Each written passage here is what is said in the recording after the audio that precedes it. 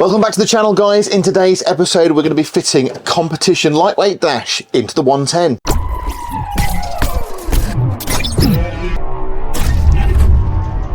So this is probably the most exciting part for me. I've been waiting to put one of these dashes into a vehicle for about a year when I was actually down at ALLISPORT and I spotted one of these in the corner.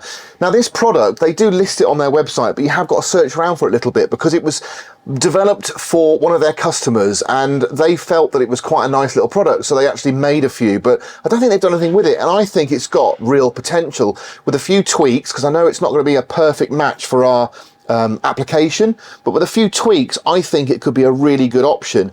And the nicest thing about it is it comes in left hand or right hand drive specific, so if you're going to be doing a conversion and you didn't want to mess about with the dash, this could be an amazing opportunity to just do a really simple conversion from right to left hand drive.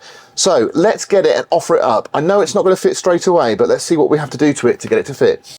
So here we have the dash. Now there's a few things that I think we're going to struggle and problems we're going to run into. The first is going to be our ignition barrel. I think that is going to be in the way and that's going to have to be addressed. Secondly, this wiring loom, although it's going to be hidden inside itself, I don't think there's enough room at the bottom. I think it sits almost where that sits, so we're going to have to do a cutout on the actual piece itself where the loom fits, and I'm not convinced that we're going to either get this. That might have to be relocated slightly, so I'm a bit worried because it's got this worm drive here.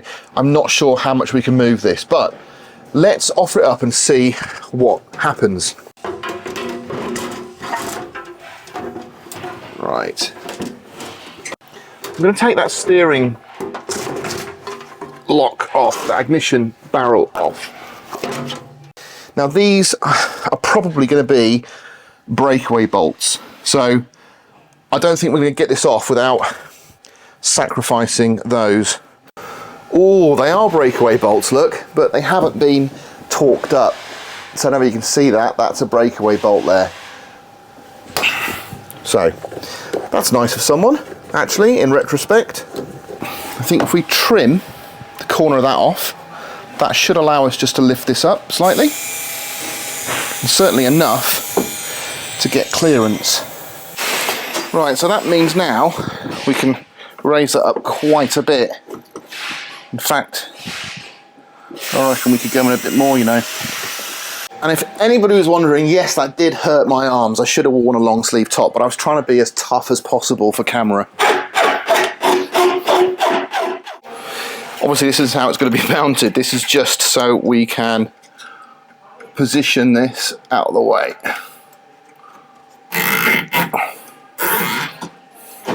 Okay. Now while it's sat there, I'll just run over a couple of things about this. So we've obviously got a little cutout here for our Speedo, which is great, and all of these panels come off independently, and the reason for that is because you can sort of deal with each one independently to put whatever gauges, whatever information you want on there. So you can have a touch screen if you really wanted to. You can have your turbo gauge, fuel, temperature, everything. You can just add gauges.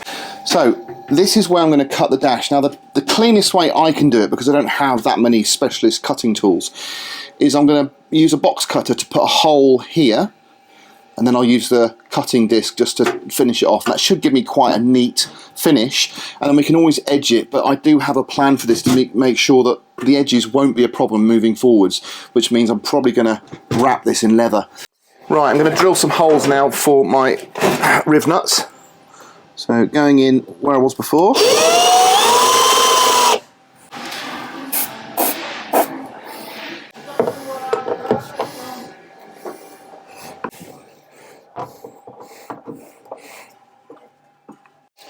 Right, we can get those two up out of the way.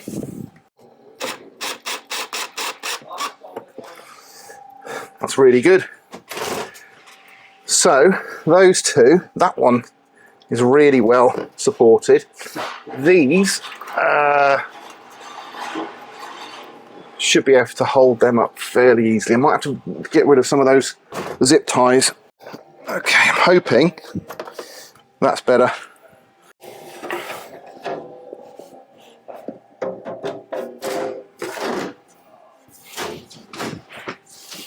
So I'm going to take a couple of the panels off so I can see inside.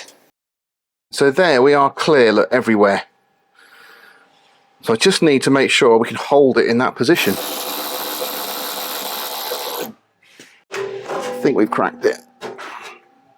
Let's find out. That's done. So we're in. So what I'm going to try and do now is do a reasonable job of cutting away some of this. So what I'm going to do is actually drill the corners so that I can join them up with the jigsaw.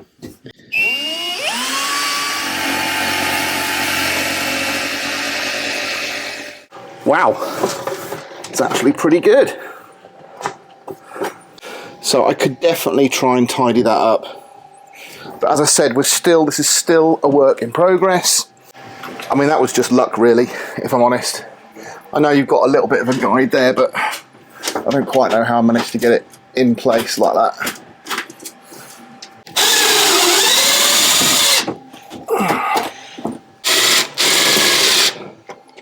So what I'm doing now is I'm just going to take these panels off so I can get full access around here. Here is our Speedo now. If we offer it into place, it doesn't go in far enough, unfortunately, because our bracket's there. But if we had something deep enough, we could actually have it just sitting out proud slightly, just as long as I can get the Speedo cable on, which I can just do. This is the original, and that is not going to go on, I don't think.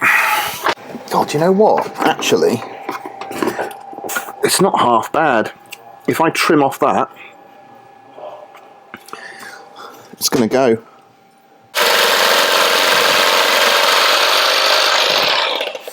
If you use the jigsaw really slowly, it's quite easy to cut through, to be fair. The top, obviously, is going to have to be cut down a lot.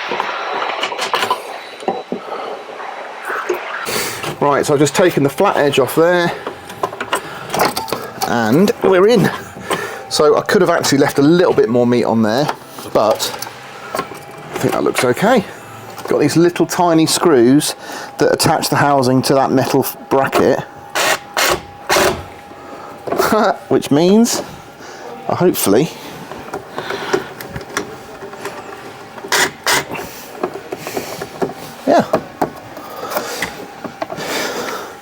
that's pretty good. So moving forward, what we're going to do with the dash is, when it's finally mounted onto the vehicle, we'll have a foam or rubber gasket sandwiched between the bulkhead and the dash itself, just to take vibration down, but also so it's not metal on metal contact. We're going to look at trimming it possibly. I now need to just make sure that everything works, and I need to do a little bit more work on our column, but I'm really pleased with that, and I think I can make that much prettier. We can still mount our vents through here. There's no reason why we can't remount them to go through the windscreen. It's perfectly doable. It's just literally a little bit of tweaking. In fact, if you put a little slice in there and a fold just to fold the metal down, that would look really cool. So yeah, we're gonna take some pictures, send them to ALLISPORT, see what they think. Hopefully they're going to be impressed. I am.